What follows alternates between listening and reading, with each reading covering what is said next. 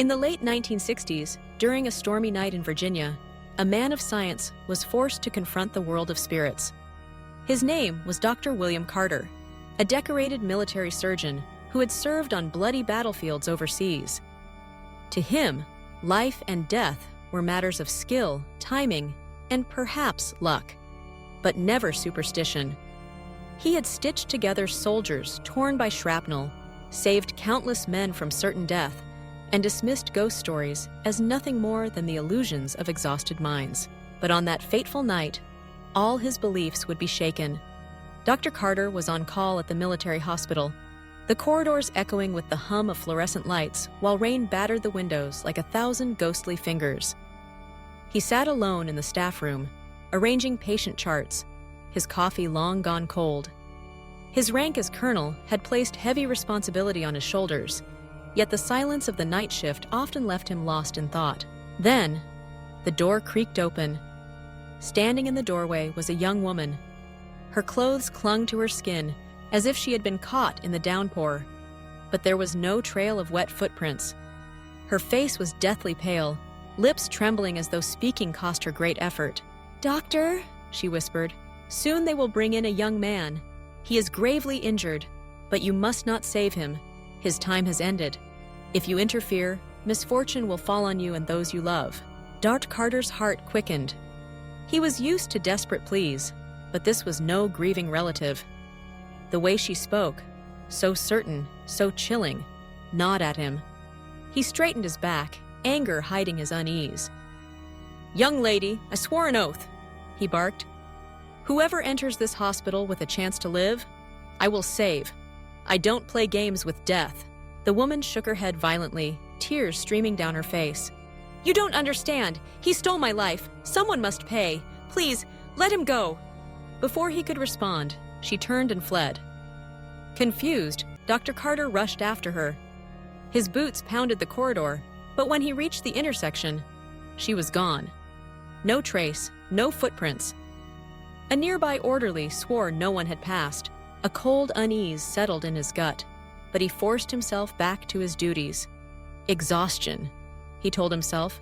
Just exhaustion. Exactly 1 hour later, the emergency doors burst open. Nurses wheeled in a stretcher carrying a young man, blood staining his clothes. He had been drag racing, lost control, and smashed his head against the pavement. He was barely alive. The surgeon froze.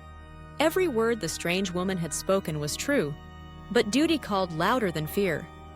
Dr. Carter scrubbed in, hands steady, voice commanding. For hours he battled death in the operating room.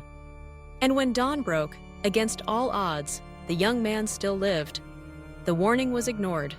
The patient survived, and life went on. Years passed. Dr. Carter became known as a man who wrestled miracles from the jaws of death. The memory of the soaked young woman faded into the shadows of his mind, until the day misfortune struck. One afternoon, as he drove to pick up his son from school, a car accident left him broken and bleeding. He was rushed into surgery, unconscious for days. And in his coma, the dream came. He found himself in a dark corridor, walls dripping with water, the air heavy with damp earth. At the far end stood the same young woman. Her hair hung wet and tangled, her eyes glowing faintly in the shadows. "You should not have saved him," she said, her voice echoing as if carried by the wind of another world. Curiously trembled. Who are you?" Her expression twisted in grief and rage. "That man! He killed me! A reckless race, his car struck me down. My life ended on the asphalt, my blood soaked into the street. When you saved him, you defied the law of balance. A life for a life, someone had to take his place." A crushing dread filled him. "Who?"